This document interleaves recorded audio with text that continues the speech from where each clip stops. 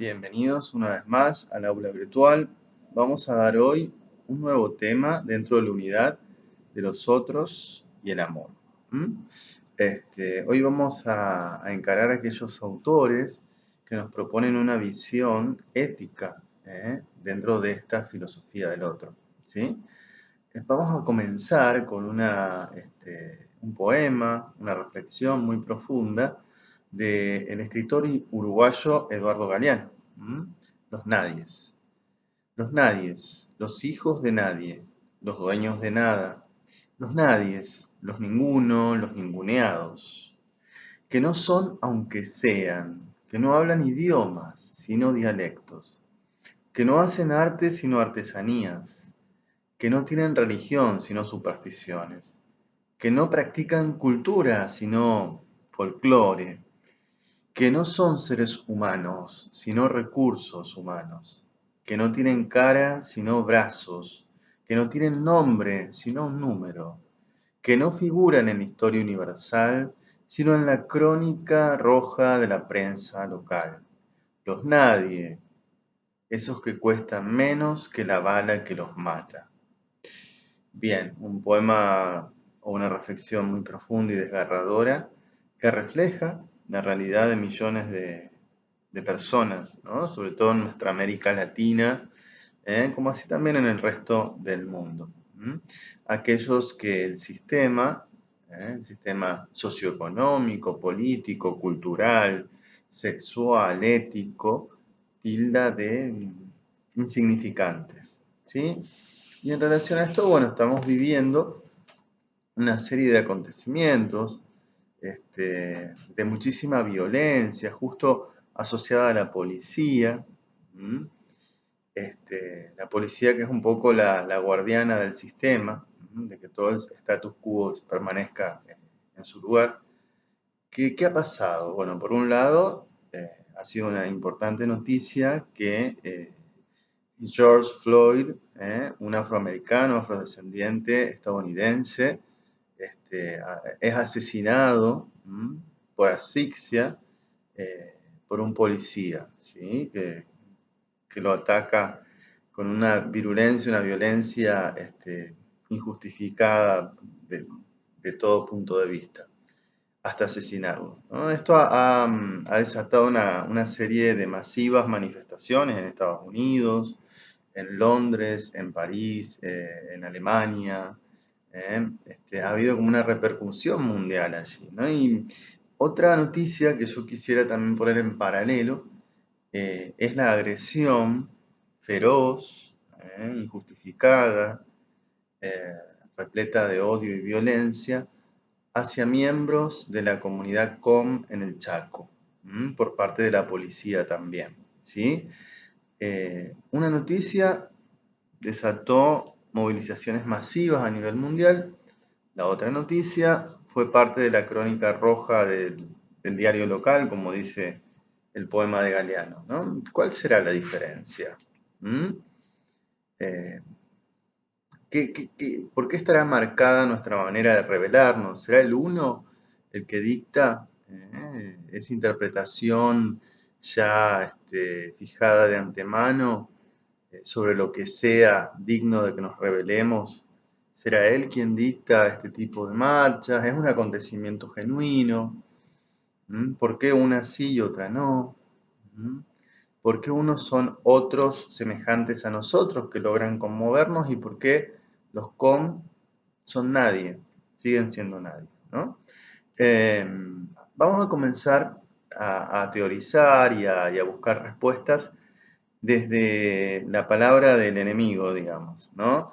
Richard Rorty es un filósofo neoliberal, pragmatista norteamericano, que en los 90, 2000 ha escrito interesantes libros desde el enfoque del pragmatismo radical. ¿Qué dice el pragmatismo?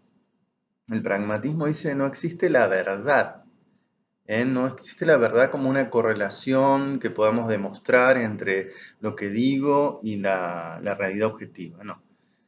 La verdad se funda en la utilidad que tenga cada una de mis teorías o hipótesis para que yo alcance algún deseo, ¿no? sea, es verdadera la teoría que me lleve a la luna, es verdadera la teoría que sane al paralítico o que cure al depresivo. ¿Mm? No importa si la teoría dice algo en relación a la realidad en sí misma, porque de hecho, para el pragmatismo radical no existe la realidad en sí misma, solo discursos. Entonces, es verdadero el discurso que me lleve a cumplir mis deseos. ¿Y quién es ese que cumple deseos? Se pregunta Rorty, ¿no? Bueno, el que tiene que cumplir sus deseos a través de los discursos hegemónicos de verdad es el nosotros. Hay un grupo incluido dentro de un nosotros que domina los discursos de la verdad. Y Rorty lo dice con todo descaro y sinceridad. Bueno, nosotros los blancos, heterosexuales, ricos, de las democracias pudientes de Estados Unidos y Europa, somos los que determinamos qué es la verdad, ¿no? Bueno, esto un poco lo dice, si mal no recuerdo, en el libro Contingencia, Ironía y Solidaridad, ¿no?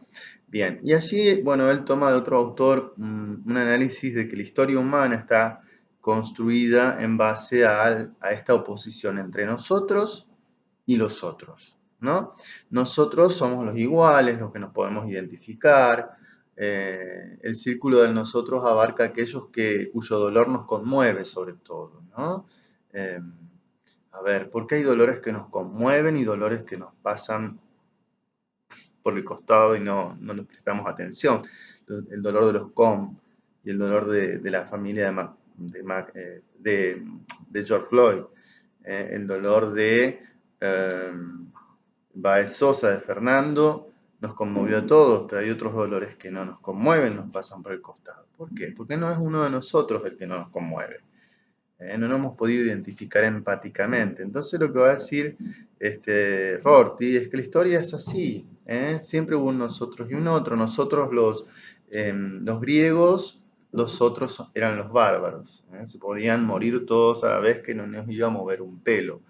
Nosotros los blancos, los otros los negros. Objetos de mi uso, esclavos, para que yo satisfaga y haga crecer mi plantación o lo que fuere. Nosotros los ricos, los otros los pobres, nosotros los nobles, los otros los plebeyos, nosotros los burgueses, la burguesía capitalista, los otros los proletarios que trabajen 40 horas al día con hijos ahí, niños, mujeres, ¿qué me importa? Mientras me den plata, mientras a nosotros nos den plata, ¿no? Entonces él dice, por un otro no nos conmoveremos jamás, sino por un nosotros.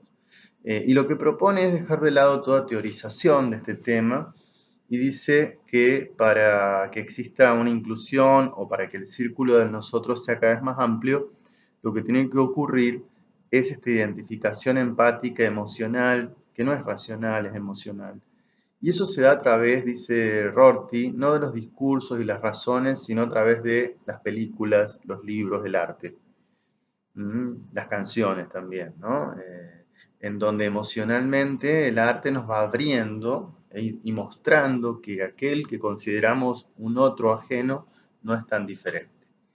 Eh, Bien, entonces esta es la postura de Rorty. Él dice incluso, hasta pareciera que es irónico al citar una obra que ha permitido que a los negros se los considere como uno de nosotros, que los blancos los consideren uno de nosotros.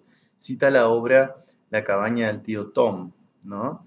Es una obra que detesta la población negra de Estados Unidos, porque habla de unos negros que a través de la sumisión, de las conductas de sumisión y de respeto absoluto, logran ganarse el aprecio de los blancos, ¿no? A través de la humillación y la sumisión. Entonces no hay nada peor para un negro estadounidense que decirle Tom, ¿no? Es un insulto. Fíjense que poco sabe este hombre de lo que es realmente la apertura a la alteridad del otro en toda su radicalidad, ¿no?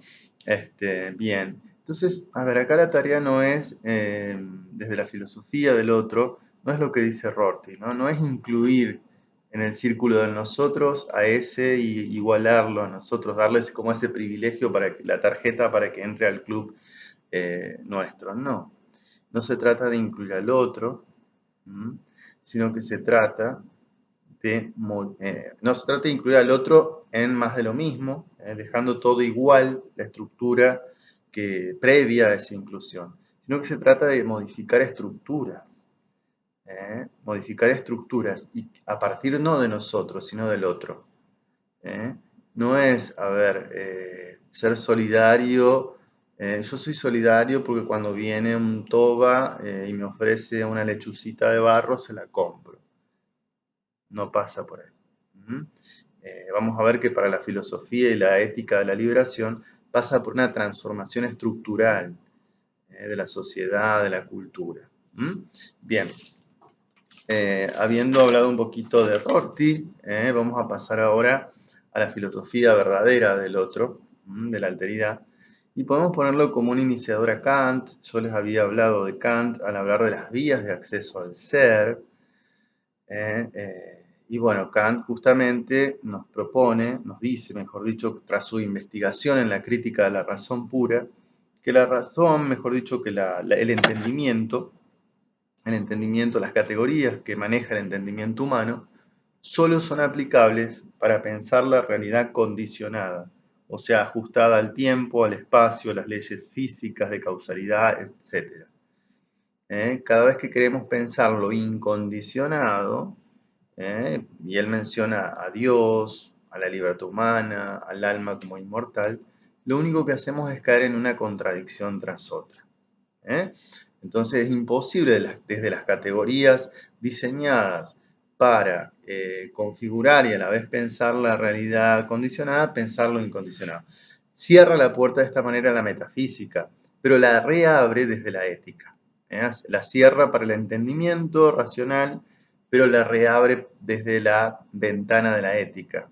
La ética nos permite acceder a no una prueba de Dios, una prueba de que el alma es inmortal o una prueba de que el hombre es libre, sino a mostrarnos la posibilidad cierta de que estas realidades existan, ¿no? Bien, él habla de un imperativo categórico, así como en el mundo físico no hay nada incondicionado, sino que todo es condicionado a las leyes del tiempo, del espacio y causalidad. Apenas entramos en el mundo moral, encontramos una norma incondicionada, que es el imperativo categórico, ¿sí? Que nos ordena tratar a la humanidad en nuestra persona como en la de los demás, siempre también como un fin en sí mismo y nunca como un puro medio. Entonces acá hay una cuestión, un planteo de la dignidad humana como un valor de carácter absoluto, que debemos respetar en toda condición y circunstancia, de modo incondicional. ¿Sí? Hay una frase de él, mejor dicho, una cita de él que me gusta mucho. El imperativo categórico, dice Kant, está inscrito en la voluntad de cada uno. Cada vez que yo obedezco este imperativo, lo que hago es obedecer la ley de mi propia voluntad y razón, entonces me convierto en un ser autónomo. Hay una cita, sin embargo, que nos habla de cierta alteridad, digamos, en este Kant que sigue metido en esta cuestión del sujeto cerrado de la razón. Hay una cita interesante que dice, ante un magnate, ante un millonario, yo me inclino, pero mi espíritu no se inclina. Ante un hombre humilde, en quien percibo una probidad que no poseo, se inclina mi espíritu, quiéralo yo o no. Y por más que levante mi mentón para que no se le pase inadvertida mi superioridad jerárquica, él es un ejemplo de cumplimiento de la ley. A través de él, la ley se me muestra y abate mi orgullo y mi ego. La cita esta la quería traer a colación de este tema porque justamente en Kant de esta manera aparece la relación cara a cara con un otro que abate al yo, ¿no? Al egocentramiento del yo. Y justamente de eso nos hablan los autores que continúan a Kant. Para los autores que vienen a continuación de Kant, el imperativo categórico, este principio moral que se nos presenta de un modo incondicionado, no viene de dentro del yo, sino que se le presenta desde fuera del sistema yoico o de la estructura o de la totalidad.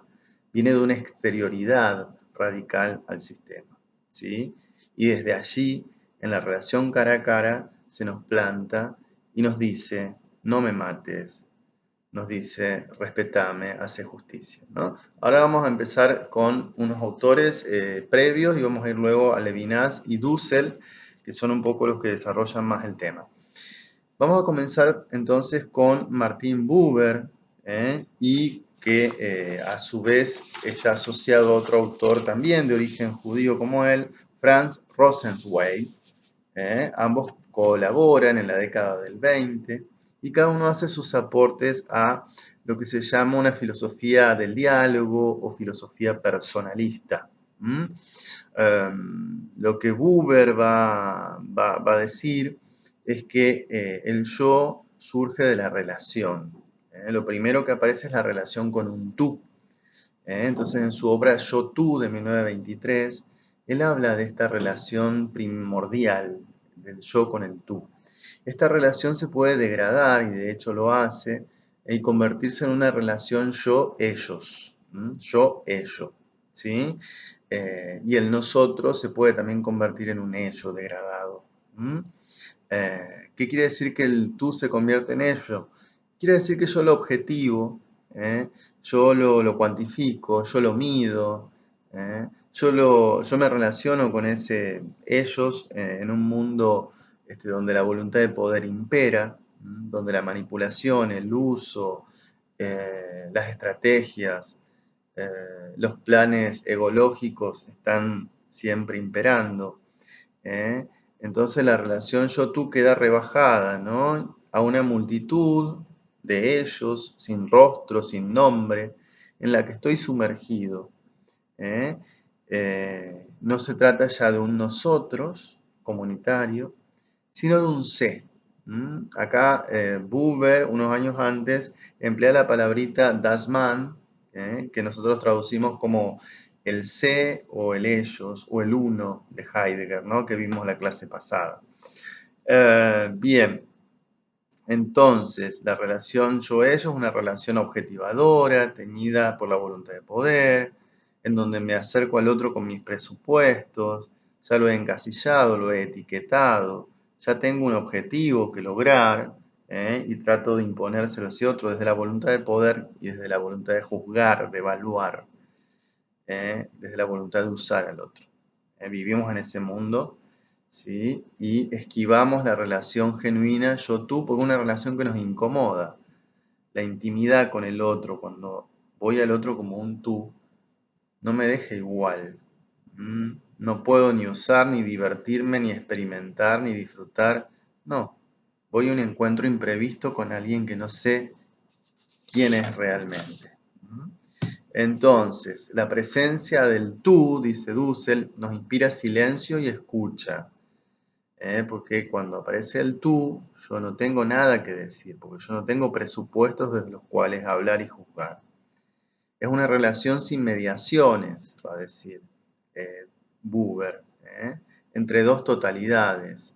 No es que yo voy a asimilarlo a él a más de lo mismo, como haría Hegel en esta dialéctica en donde el yo todo lo asimila y lo niega y lo convierte en más de lo mismo, ¿no?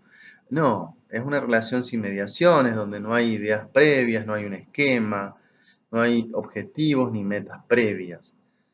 Solo cuando todo medio queda abolido, acaece el encuentro genuino con el tú, el nosotros genuino también. Bien, el tú, como buen pensador religioso también, dice Buber, el tú nos remite al tú eterno, cada tú, ¿no? Cada tú particular abre una perspectiva sobre el tú eterno. Bien, y aparece, cuando se produce esta relación, yo-tú, una nueva categoría de espacio, que es el entre. Y quiero citar una breve cita de Buber, ¿no? De yo-tú. La conversación de verdad Esto es la conversación cuyas partes no han sido concertadas de antemano, sino que es del todo espontánea, pues cada uno dirige directamente a su interlocutor y produce en él una respuesta imprevista. Una verdadera lección, es decir, que no se repite maquinalmente para cumplir, ni es tampoco una lección cuyo resultado fuera conocido de antemano por el profesor, sino una lección que se desarrolla con sorpresa para ambas partes. Un abrazo verdadero y no puramente formal, un abrazo verdadero y no puramente formal, un duelo de verdad y no una mera simulación. En todos estos casos lo esencial no ocurre en uno o en otro de los participantes, ni tampoco en un mundo neutral que abarca a los dos y a todas las demás cosas, sino en el sentido más preciso ocurre entre los dos, como si dijéramos, en una dimensión a la que solo ellos dos tienen acceso, un lugar donde las almas cesan y el mundo no ha comenzado todavía. Y este resto es lo esencial. Más allá de lo subjetivo, más acá de lo objetivo, en el filo agudo en que el yo y el tú se encuentran, se halla el ámbito del entre. ¿Mm? Bien, entonces este espacio de encuentro es un aporte interesante de Buber. Y por último, él habla del amor. ¿Mm? Él dice que a los sentimientos se los tiene, pero el amor ocurre, es algo que acaece en el encuentro, ¿no? Los sentimientos habitan en el hombre, pero el hombre habita en su amor. ¿Mm? Bien, el amor no se adhiere al yo haciendo del tú un contenido objetivo de la conciencia, sino que está entre tú y yo. El amor es la responsabilidad de un yo por un tú. ¿Mm? Bien, únicamente cuando el individuo reconozca al otro en toda su alteridad, como se reconoce a sí mismo como hombre, y marche desde este reconocimiento al encuentro del otro, habrá quebrado su soledad en un encuentro riguroso y transformador. Bien, esto es Buber. Después, bueno, paralelamente, en la década del 20 también Franz Rosenzweig, otro pensador judío, hace sus aportes. En su obra La estrella de redención, de 1921, él habla del yo, ¿sí? Y del pensamiento en sí, como tendiente a cerrarse sobre sí mismo, a convertirse en un monólogo. Toda estructura se tiende a cerrar, a rigidizar, y como estructura global, como pensamiento totalitario, pensamiento abstracto, deja por fuera la singularidad. Deja por fuera ese acontecimiento único y singular que es cada ser humano. Cada otro genuino. ¿Sí? Aquello que no puede asimilar al más de lo mismo, lo escupe, lo deja fuera como si fuese un carozo de la aceituna. Lo inasimilable lo trata de basura o de nada. Entonces la verdadera ética pasa por el otro. Cuando hay un encuentro genuino con ese otro que quedó fuera de mi sistema de pensamiento, de sociedad o de lo que fuere, cuando hay un encuentro genuino, mi sistema mismo se transforma. Y mi libertad aparece no tanto como una cuestión de la autonomía del yo, sino como una heteronomía del otro. O sea, mi libertad aparece en tanto es solicitada por ese otro. El otro desde fuera, desde la exterioridad de mi sistema, solicita mi amor, mi contención, mi justicia, el que le haga justicia, y yo encuentro mi libertad en mi respuesta a ese reclamo, a ese pedido. Mi libertad aparece, va a decir Levinas también, Emmanuel, en el momento en que yo digo, heme aquí, ¿para qué me quieres? ¿No? No es una libertad egocentrada, yo soy libre, yo puedo, yo te miro, vos me mirás y hacemos una guerra de miradas, o como Hegel, vos reconoceme a mí, ¿no? No, no aparece ahí la libertad. La libertad aparece cuando yo, renunciando a mi encierro narcisista y egocéntrico, me doy solícitamente al otro y le digo, heme aquí. En el me del heme aquí, ahí está la libertad. En la heteronomía de la respuesta al mandamiento vivo que es el otro que me necesita. ¿Sí? Bien, esto lo va a tomar obviamente Levinas, vamos a verlo cuando hablemos de Dussel. Bien, la liberación. Vamos a empezar ahora con la filosofía de la liberación. qué es la filosofía de la liberación? Es una filosofía original de América Latina, nacida en Argentina en la década del 70. Tiene como precursora a la teología de la liberación, un poco más cerca del 60, luego del Concilio Vaticano II, cuando la iglesia baja un poco a la tierra y se da cuenta que la tierra está devastada, cuando se da cuenta de las estructuras injustas que reinan en América Latina, en donde excluyen y oprimen a millones de personas y las mantienen en la pobreza y en la indigencia absoluta. Cuando la iglesia baja a la tierra y ve esto, se asocia a otras visiones no religiosas como el marxismo o como la teoría de la dependencia dentro de la sociología, y empieza a hablar de que la injusticia y la pobreza es fruto o producto de estructuras injustas a nivel mundial.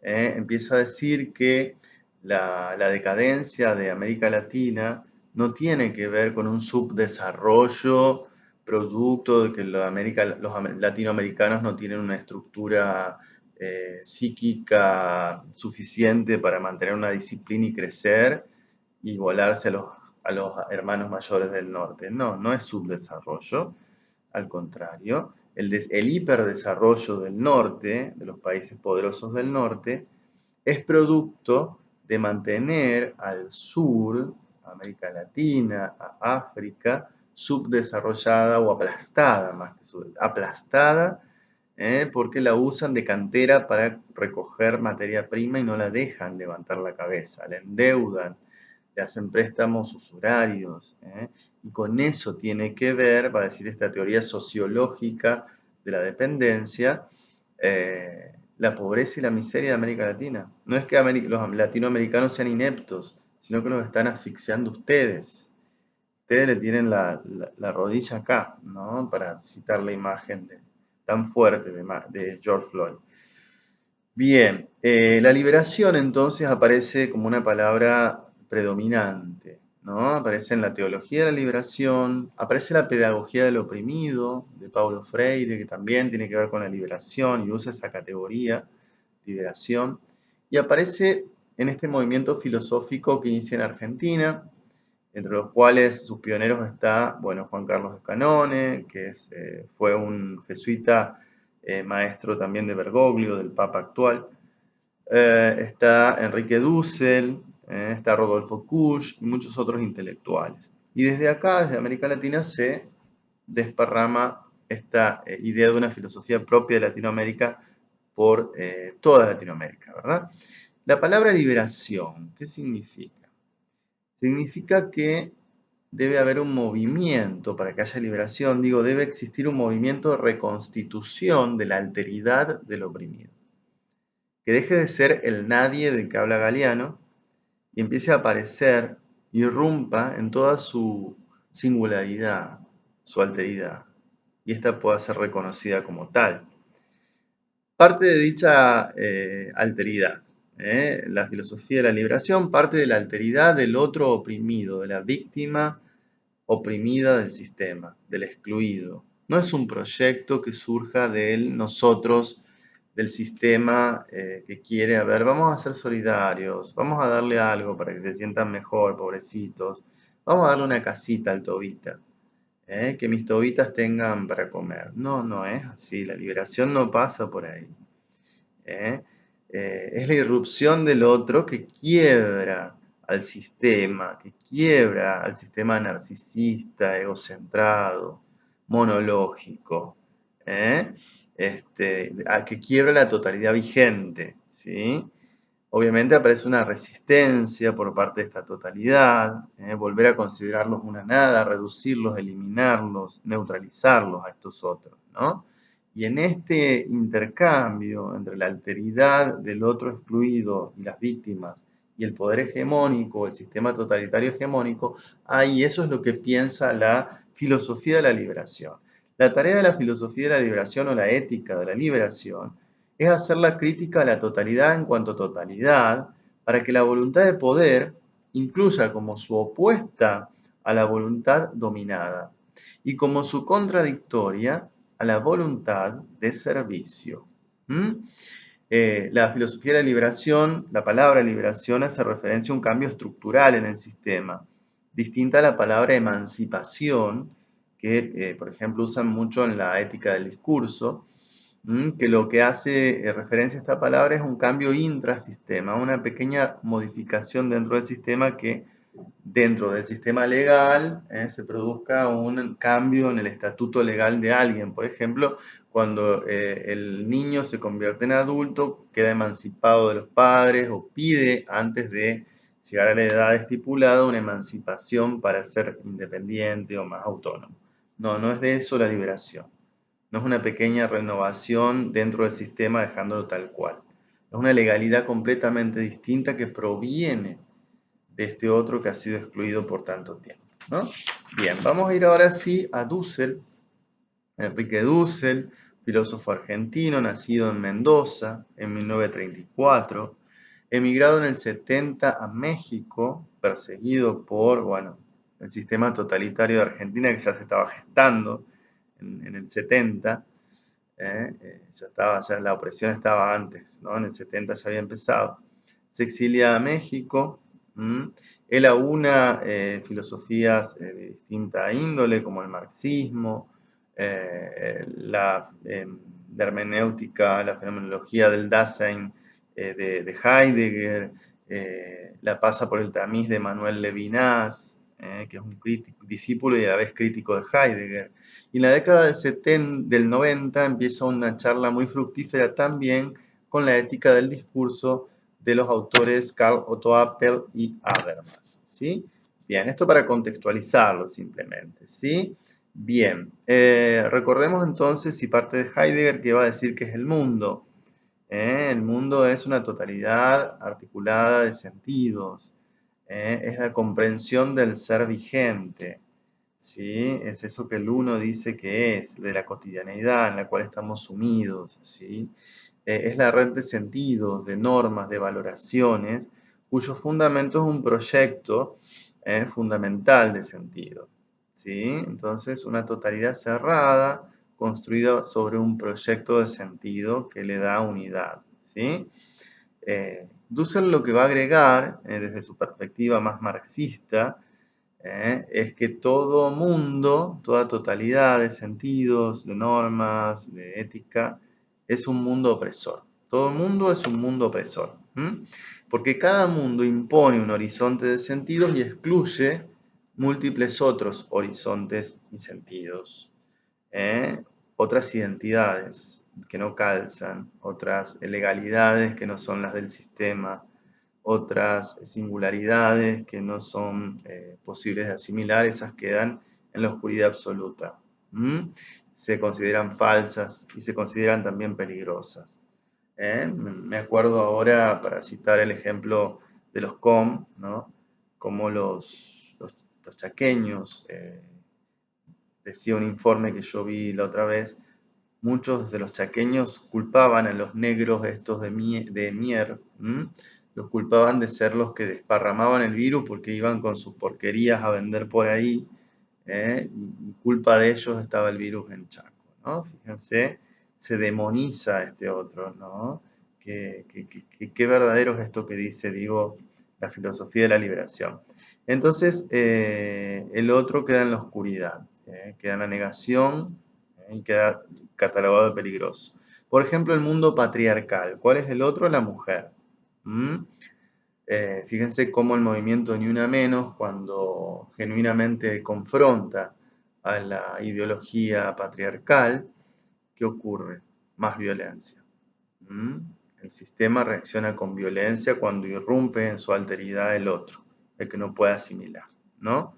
Mientras estaban calladas, mientras bordaban en la casa, mientras se aguantaban la violencia simbólica, física, sexual, perfecto, la mujer divina, mataban también obviamente, pero ahora la violencia se exacerba porque hay confrontación, porque es una lucha, ¿sí? Es una irrupción del otro, y lo mismo no va a permitir tan fácilmente que ese otro transforme la estructura el status quo, ¿no? Entonces, el nacionalismo, ¿cuál es el otro? El extranjero. Para la sociedad heteronormativa, heterosexual, ¿cuál es el otro? Bueno, las identidades trans, los homosexuales, las lesbianas, ¿sí? Para el cristianismo, ¿cuál es el otro? El pagano. ¿Mm? Entonces, estos son los excluidos, aquellos que dicen sin sentido, aquellos que no saben lo que dicen, ¿no? Los que son inentendibles. ¿Qué piden? ¿Qué reclaman estos? ¿No? Qué ridículo. ¿Eh? Así se ve al otro desde el sistema de lo mismo, cerrado y egocentrado y monológico, ¿no? ¿Cómo escapar de la totalidad cerrada y ciega? Levinas va a decir que la totalidad en tanto totalidad solo puede ser puesta en cuestión por lo absolutamente otro. La posibilidad de crítica liberadora es abierta por la exterioridad del otro que reclama ser reconocido. ¿Sí? Dussel va a decir que el origen de toda crítica posible es la corporalidad sufriente de las víctimas. ¿Mm? Ese es el origen de toda crítica. Y ahora sí, introduciéndonos más de lleno en la ética de la liberación de Dussel, en su libro de los 90, sí, 90 que se llama Ética de la liberación en un mundo de globalización y exclusión. También en su libro un poco más reciente, 2016, creo, 14 tesis sobre ética, va a proponer un poco esta ética de la liberación. Va a terminar siendo una ética que es una arquitectónica, dice Dussel, no de un solo principio, sino de seis principios. Unos remiten a otros, hay una interrelación, una articulación entre estos principios. Hay tres principios que tienen que ver con la moral y tres que tienen que ver con la ética. Para eso vamos a ver qué es moral y qué es ética para este autor. La moral se refiere al sistema de categorías teóricas que un poco justifican y sostienen a la totalidad vigente, a ese orden de verdad y bondad que está establecido. A eso refiere la moral. Categorías de pensamiento que sustentan el statu quo, la totalidad hegemónica, el mundo tal cual está, ¿no? Y va a llamar metafísica o ética. La ética es una metafísica, ¿por qué?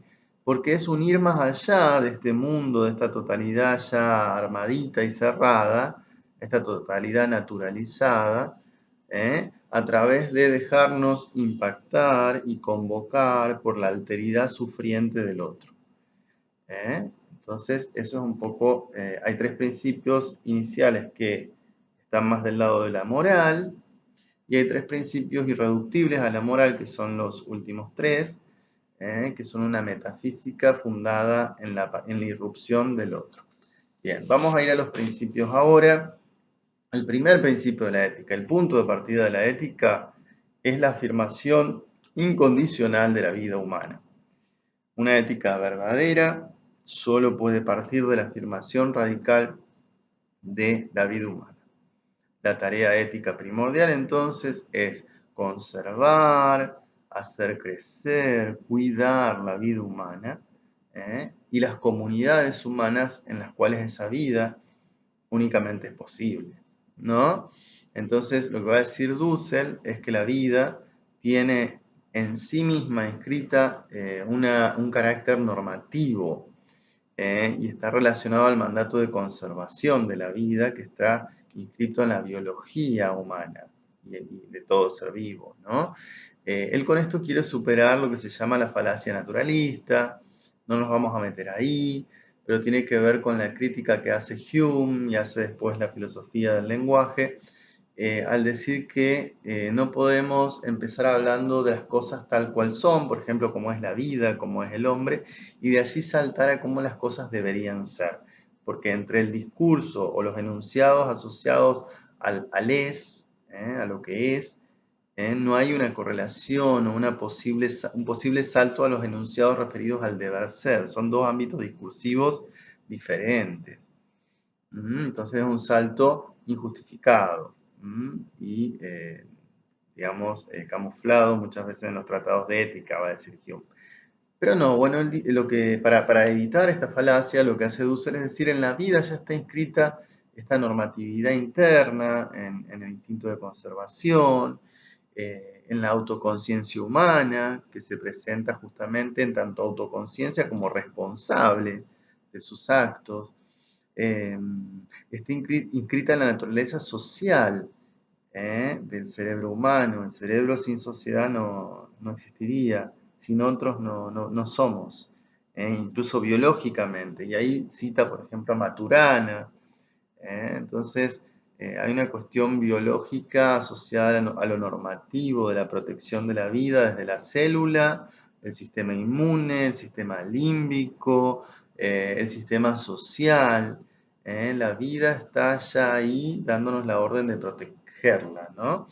Pero bueno, para que este mandato se concrete y se baje a la realidad y se vuelva universal, porque a veces podemos quedarnos con proteger la vida de nuestra familia.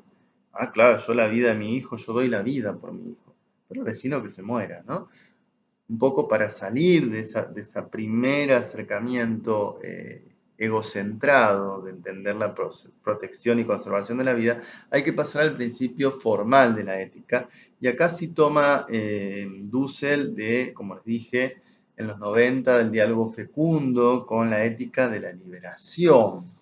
Ética del discurso, digo, el diálogo entre ética de la liberación y ética del discurso, entre Dussel y sus colaboradores y Apple y Habermas, ¿no? Que son los padres de la ética del discurso. ¿Qué dice la ética del discurso? La ética del discurso busca fundamentar un principio ético formal de carácter universal. Busca un procedimiento para acceder a normas realmente éticas. Un principio que sirva como un procedimiento paso a paso para llegar a concluir en normas éticas. Entonces, en ese sentido es procedimental o formal. Es la forma que debe cumplir un enunciado para ser ético. Esto lo toman de Kant. O el procedimiento que se debe seguir para llegar a enunciados éticos.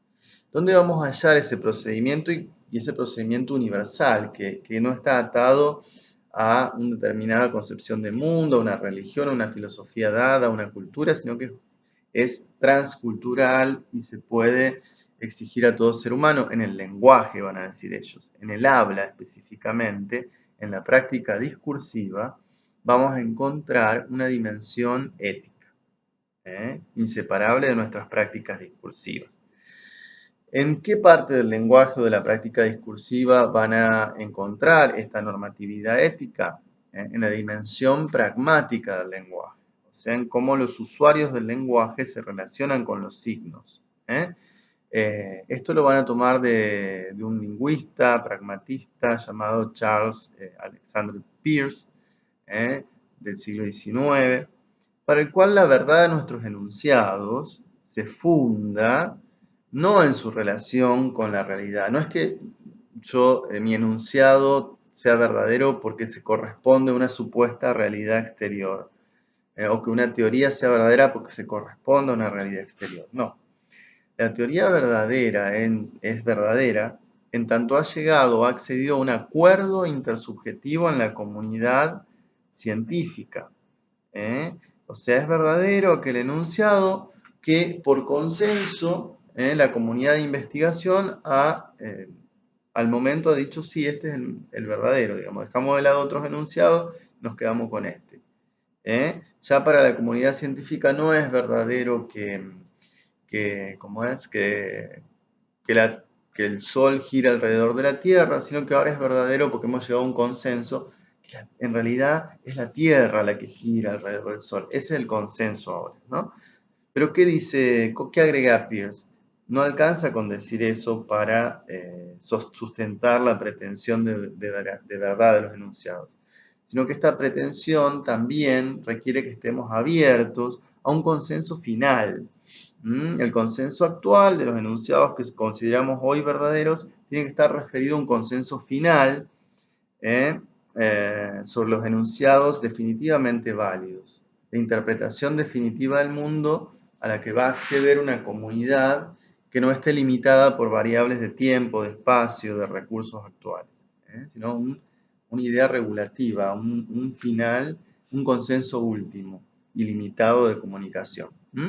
Entonces, lo que van a decir estos autores de la ética del discurso es que justamente la verdad y el sentido se fundan, mejor dicho, en un consenso intersubjetivo que debe tener ciertas características que están asociadas al consenso mismo, y que estas características son normas éticas que debemos seguir al discurrir, al comunicarnos con los demás, ¿no? Entonces, cada vez que pretendemos decir la verdad, nos abrimos a una comunidad ilimitada de comunicación, va a decir Apple. Esta comunidad ilimitada de comunicación implica una ética, implica que yo reconozca a todo ser capaz de habla y comunicación como un igual y con iguales derechos dentro de esta comunidad de comunicación de la que formamos parte. Implica que yo diga siempre la verdad. Implica incluir a todo interlocutor posible, no dejar fuera a nadie. Implica un diálogo en relaciones de simetría, que no haya desigualdades, que no haya opresión, que no haya relaciones de dominación que influyan en el resultado final del diálogo. Implica también que este diálogo esté exento de toda coerción o violencia. Entonces, esta idea de las implicaciones pragmáticas de la pretensión de verdad de los enunciados les sirve a ellos para fundar un procedimiento de la ética discursiva, que tiene que ver con decir que para que una norma sea realmente justa o ética, todos los afectados por esta norma tienen que poderla aceptar, llegar a un consenso sobre dicha norma en un discurso, un debate libre de toda coerción y violencia y desigualdad, y que la única fuerza que se imponga sea la del mejor argumento. ¿Sí? Bien. Entonces Dussel toma la ética del discurso como el principio formal de su ética, pero acota algo. Hay un contenido material del discurso. No es que el discurso ético pueda versar de cualquier cosa o terminar concluyendo cualquier cosa. El principio material de ese discurso, el contenido, tiene que ser la vida. El debate ético que sigue estos procedimientos formal universalista tiene que versar sobre cómo vamos a conservar mejor la vida y la comunidad, para que la vida crezca, se desarrolle y podamos cuidarla en ese crecimiento, ¿no? Entonces, ese es el principio formal orientado por el principio material. Finalmente hay un tercer principio de esta primera parte, que es el principio de factibilidad.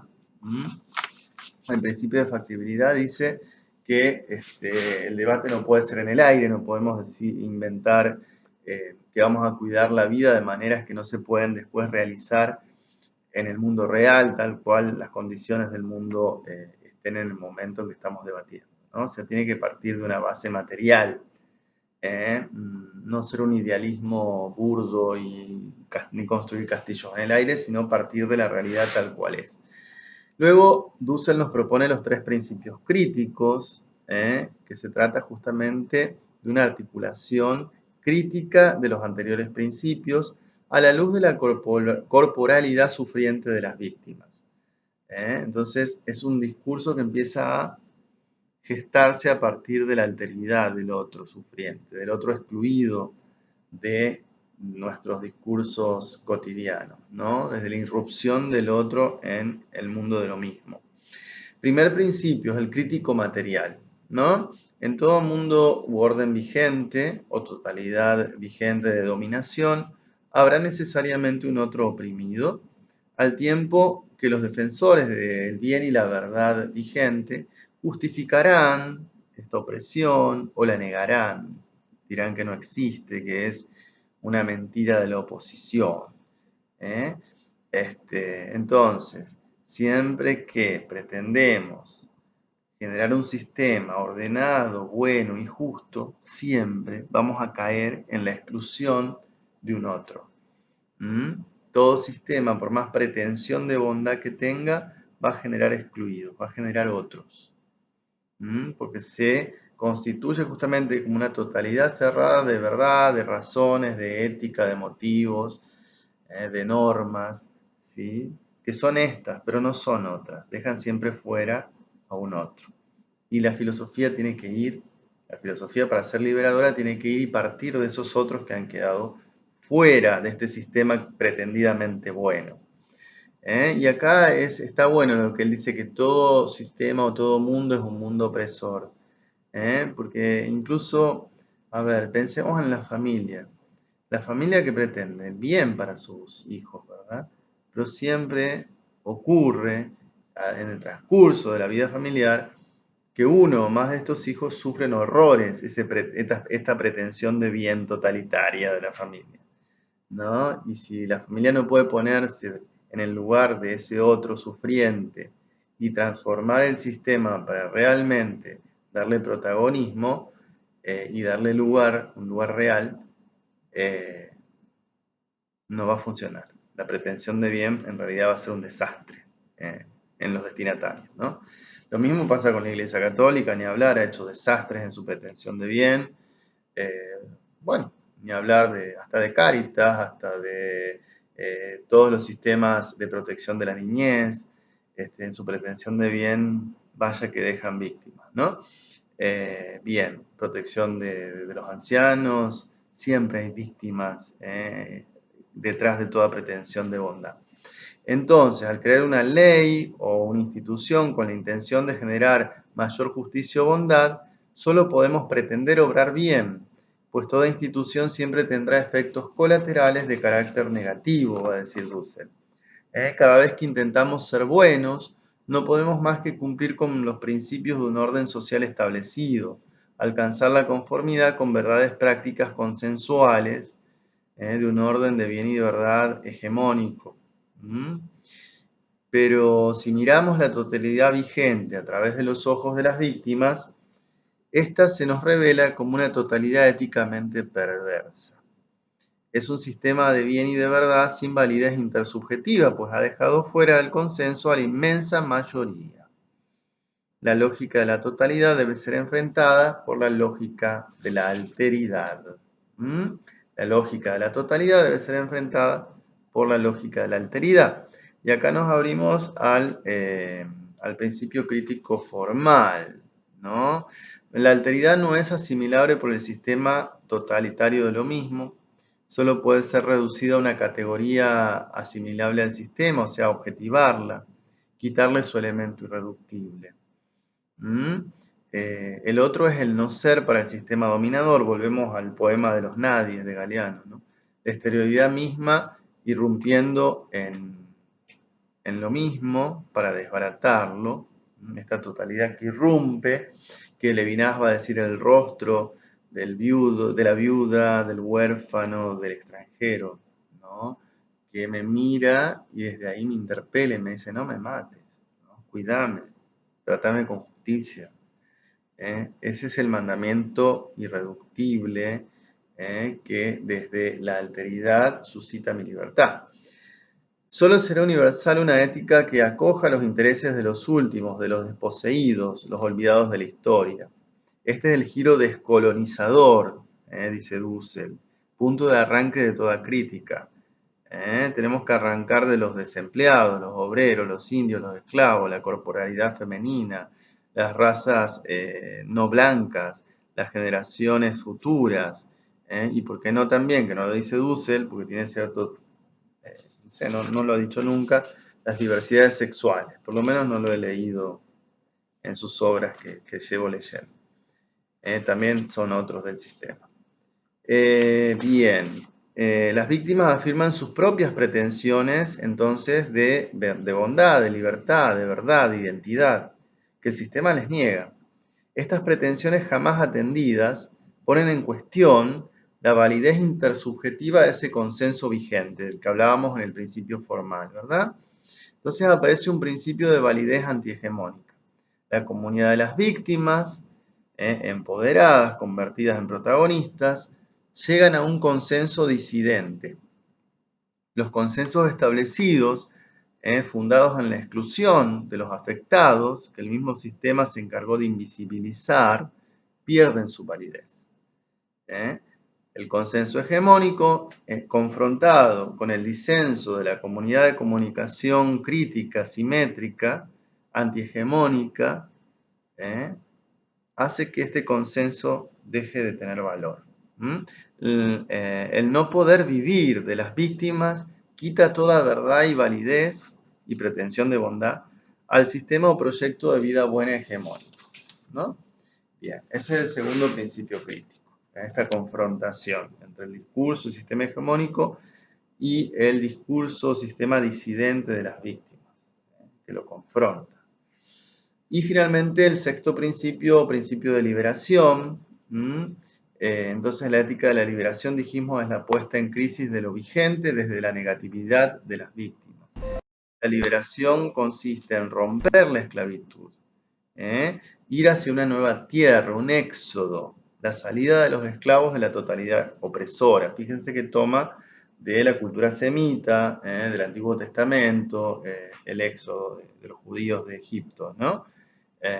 Para que vean cómo esto está asociado también a los aportes originales de la cultura semita, que no necesariamente tienen que ser tomados como algo religioso, sino también como un pensamiento diferente al occidental, con sus aportes originales. La praxis de liberación consiste en desmontar la moral, de construir las instituciones vigentes, obrando amparados por una legalidad que todavía no existe. Para el sistema vigente, todas estas víctimas asociadas en una comunidad simétrica y antihegemónica, todo lo que haga esa comunidad tiene que ver con la delincuencia, porque para la ley vigente eso está prohibido. Entonces, ¿qué va a hacer el sistema? Reprimir, torturar, los va a tildar de terroristas y los va a perseguir con el ejército. Bueno, como Trump acá, cuando hubo estas manifestaciones, está desesperado por tildar de terrorista a los manifestantes en contra de la represión policial. Entonces, si las víctimas se sostienen, si hay liderazgos claros y apoyados en el consenso de las víctimas, esto va a derivar, este empoderamiento y confrontación y comunidad nueva, va a derivar en nuevas estructuras, un nuevo orden o totalidad vigente diferente, que puede implicar la transformación estructural de la sociedad como venía hasta entonces, ¿no? Pero bueno, esta nueva totalidad, esto es importante, lo que dice Dussel me parece muy bueno, esta nueva totalidad se convierte ahora en totalidad hegemónica. Las víctimas se han empoderado, han logrado la transformación estructural del sistema totalitario anterior y ahora ellos son la totalidad hegemónica vigente. ¿Y ahora? ¿Está todo bien? ¿Ya está? ¿Se terminó la historia? No. Ellas nuevamente sostienen una pretensión de bondad, de bien, de verdad, de identidad que va a generar exclusión. Toda totalidad es una totalidad opresora, recuérdenlo. Entonces jamás se pueden instalar en una comodidad acrítica de las estructuras que han logrado ellas transformar. La filosofía de la liberación tiene que apuntar a las nuevas víctimas y excluidos de este sistema nuevo y desde allí volver a jugársela por una transformación nueva en esta dialéctica inacabable de sostener siempre abierta la totalidad a la alteridad radical de las víctimas. ¿Sí? Bien, un poco esto es entonces lo que quería presentarles de la filosofía y la ética de la liberación. Espero que haber sido claro. Cualquier duda a su disposición. Y bueno, tienen bastante material, pero también tienen bastante tiempo. Tienen 2 meses casi para terminar, sin contar el periodo de vacaciones. ¿Sí? 2 meses, 7, 8 clases efectivas de esta materia, ¿no? De la filosofía, problemática filosófica. Así que los espero en la nueva unidad. Con esto doy por terminada la exposición de esta unidad. No quería dejar pasar, ahora que me acuerdo, qué diferencia enorme que hay entre el enfoque sartreano, heideggeriano, en donde el otro es el que me roba la libertad, el que limita mis posibilidades, el que aplana y aplasta mi posibilidad de ser, de existir y de vivir, y este otro enfoque que hace como un tamizado por la filosofía y la ética semita, que nos presenta un otro que suscita nuestra libertad. Entonces, la libertad no tiene que ver con el yo, con el sistema egológico de lo mismo, que asimila todo negando y destruyendo lo otro para convertirlo en más de lo mismo. Este modo de entender lo tiene Hegel, lo tiene Heidegger, lo tiene Sartre. No. ¿eh? Lo que realmente genera y abre mi libertad y la hace ser, es esa alteridad radical que me mira y me dice, no matarás, ¿eh? Generarás un mundo justo, eh, darás de comer al hambriento, y solo cuando yo me abro, solicito y le digo, heme aquí, ¿para qué me quieres? En el me del heme aquí encuentro mi libertad, en la heteronomía de la alteridad, ¿sí? Fíjense qué diferente a la mirada que me congela y me esclaviza y me objetiva, ¿no? El rostro del otro me libera de mi egoísmo, de mi narcisismo, de mi cerrazón, y me abre a la novedad radical, ¿sí? A lo imprevisible, al acontecimiento. Entonces, bueno, espero haberles sido claro y útil. Nos vemos en la próxima unidad.